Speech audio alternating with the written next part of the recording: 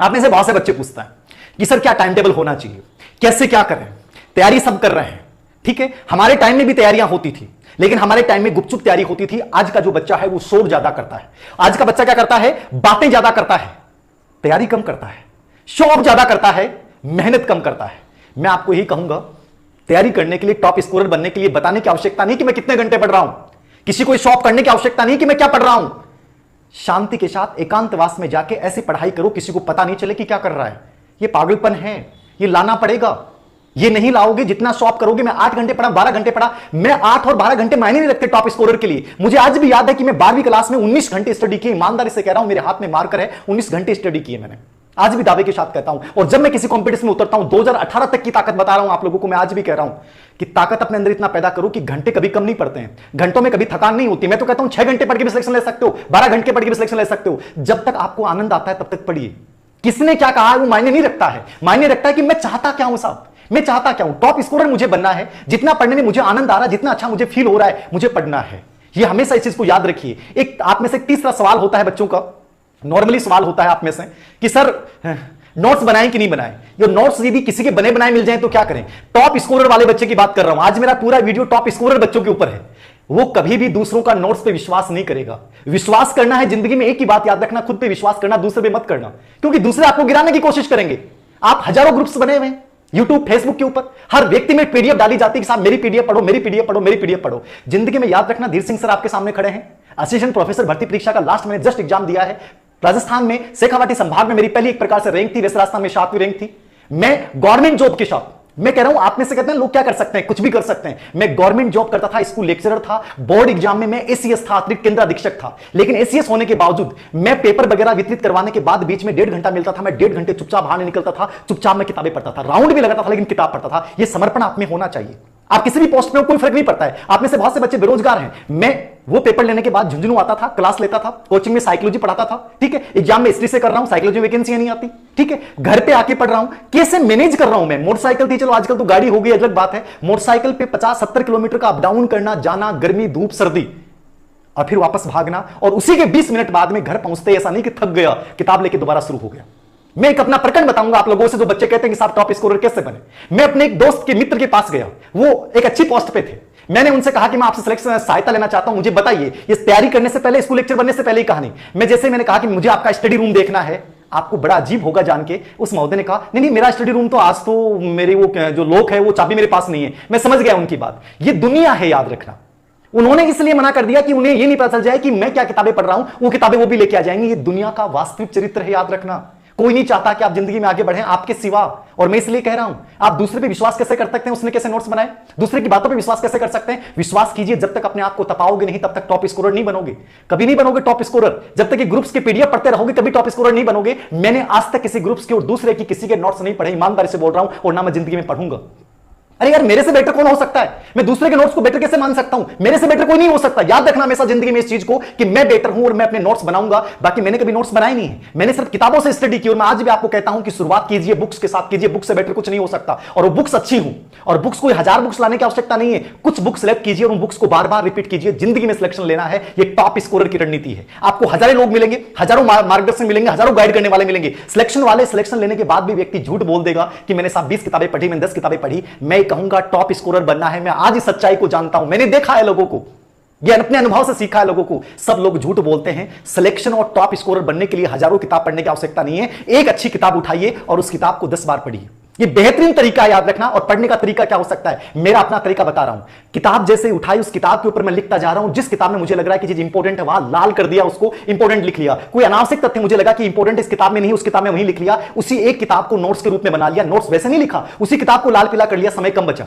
3 महीने, कोई भी बच्चा कहता है कि साहब 3 महीने में टॉप कर सकता है। मैं कहता हूं कि तैयारी के लिए 60 डेज, 60 दिन जो अंतिम बचते हैं वो सबसे बेहतरीन होते हैं। याद रखना, 3 महीने तो बहुत होते हैं। 3 महीने में दुनिया के किसी भी कंपटीशन को टॉप लेवल पे क्रैक किया जा सकता है। मैंने किया है और मैं दावा करता हूं आप कर सकते हो।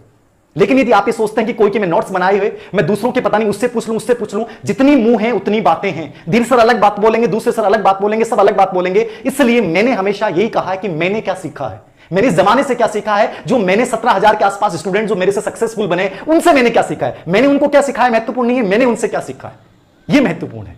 वो वही बातें बोल रहा हूं।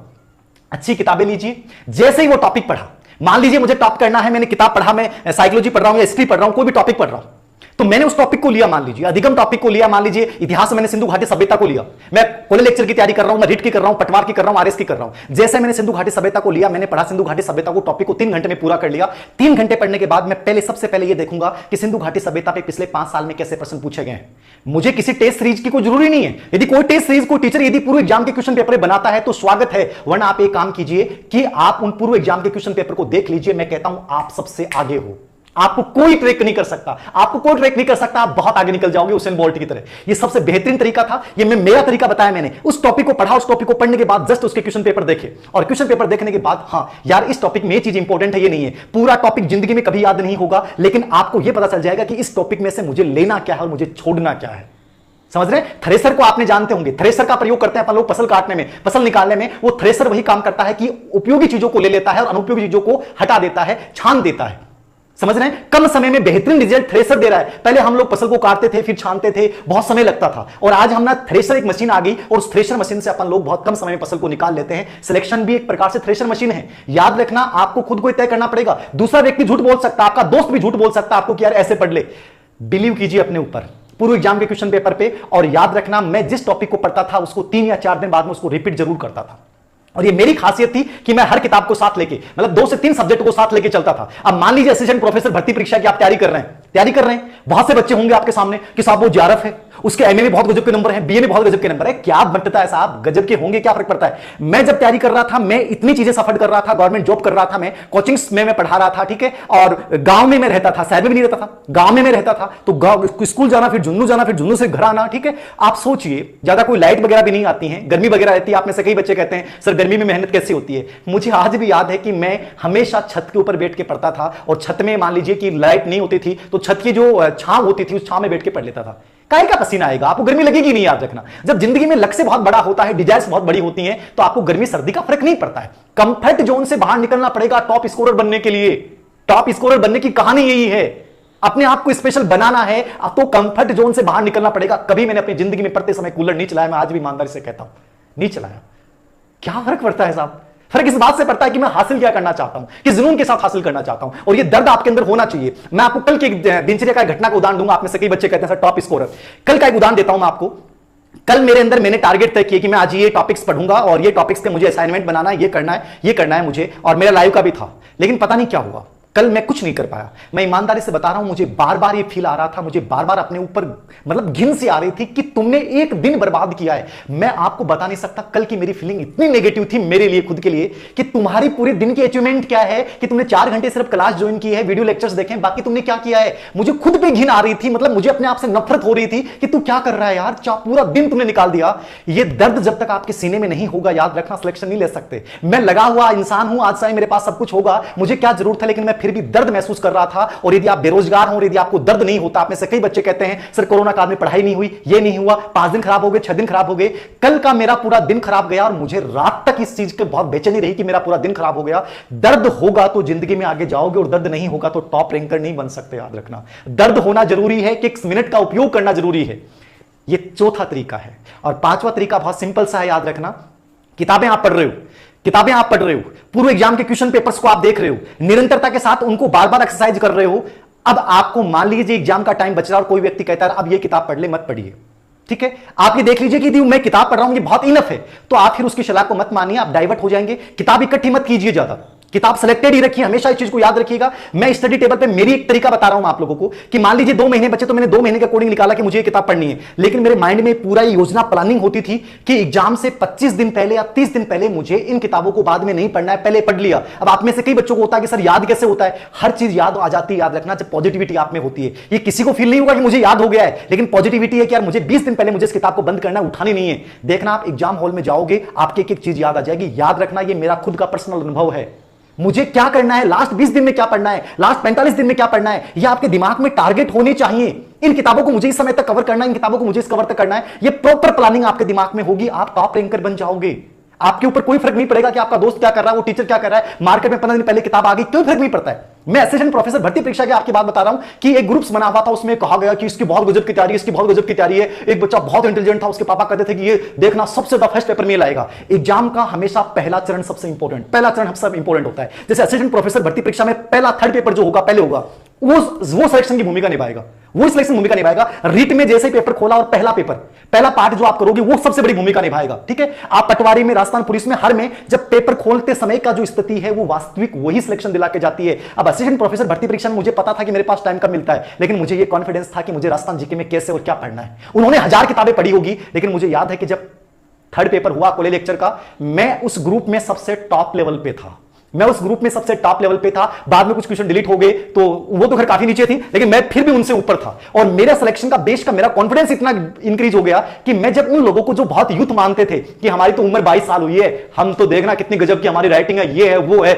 हम जेआरएफ हैं, अभी जस्ट किया है, सब्जेक्ट से जुड़े हुए हैं, आरएस का हमने इंटरव्यू अभी दिया है, मुझे लगा कि जिंदगी में कोई चीजें मायने नहीं रखती, वो कितने साल के हैं, वो कितनी गजब मेहनत करते हैं।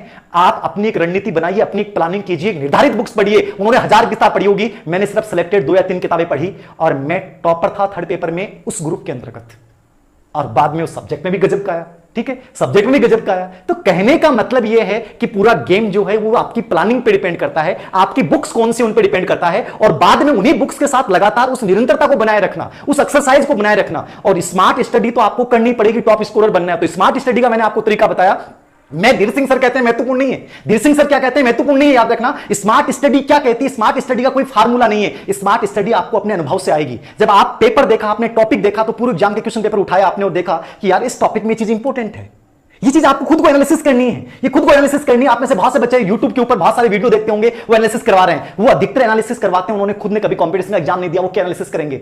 अरे आप खुद अपना एनालिसिस कीजिए ना, आप खुद अपने पूरे एग्जाम पेपर देखिए ना। वो आपके सामने 20 नए पर्सन लेके आ गए और आप कंफ्यूज हो जाओगे, यार राजस्थान कला संस्कृति में ये पर्सन तो पढ़ा ही नहीं, यार कहां से लेके आए। आपके दिमाग में टेंशन शुरू हो गई, आप उस पर्सन के चक्कर में कुछ नई किताबें लाने की कोशिश करोगे, आप अपने वास्तविक मकसद से भटक चुके हैं। अरे उस इंसान ने जिसने पढ़ा है उसने कौन सी कॉम्पिटिशन एग्जाम क्रैक किया पता है आपको? नहीं पता है। वो एक नया पर्सन लेके आया, पता नहीं कहां से लेके आया, जो कभी एग्जाम में नहीं आया, और आपको लगा यार मेरी तैयारी बकवास है। इसलिए मैं हमेशा कहता हूं कि जिंदगी में हमेशा याद रखना, एक वे में चलिए। जिस किताबों को सिलेक्ट कर लिया उन किताबों पर विश्वास रखिए, उन किताबों के पूर्व एग्जाम से क्वेश्चन पेपर का अभ्यास कीजिए, निरंतरता रखिए। जितने लोगों से मार्गदर्शन लोगे उतने कंफ्यूज होते जाओगे। मुझे किसी ने मार्गदर्शन नहीं दिया, 2-3 के पास गया था और दोनों तीनों बार मुझे नकारात्मक अनुभव मिला। तब मैंने सीखा कि जिंदगी में खुद अपने आप से सीखो, खुद अपनी गलतियों से सीखो। और इसलिए मैंने कहा कि मुझे 5 साल लगे पहले एग्जाम को, लेकिन फिर हर अगले एग्जाम में मैंने टॉप रैंक के साथ स्थान अर्जित किया, क्योंकि मेरे अंदर इतना कॉन्फिडेंस आ गया था कि दुनिया की तरफ देखने की आवश्यकता नहीं है। तुम्हारे अंदर वो ताकत है, तुम्हारे अंदर वो ताकत है कि तुम इस लॉइन को हरा सकते हो। याद रखना, तुम्हारे अंदर वो ताकत है कि तुम इस लॉइन को हरा सकते हो। यह एहसास मुझे 2010 में हो चुका था, और 2010 के बाद में किसी कंपटीशन में सफल नहीं हुआ। याद रखना, नहीं हुआ, क्योंकि मुझे पता चल गया था कि किसी कंपटीशन को हराने के लिए सबसे बड़ी ताकत आपके अंदर, खुद के अंदर है। और इस चीज को याद रखना, मैं आपको यही कर रहा हूं। आज टॉप स्कोरर बनना है, टॉप रैंकर बनना है, आईएएस बनना है, आरएस बनना है। याद रखना, उस जमाने की तरफ मत देखिए जो जमाना खुद भ्रमित है।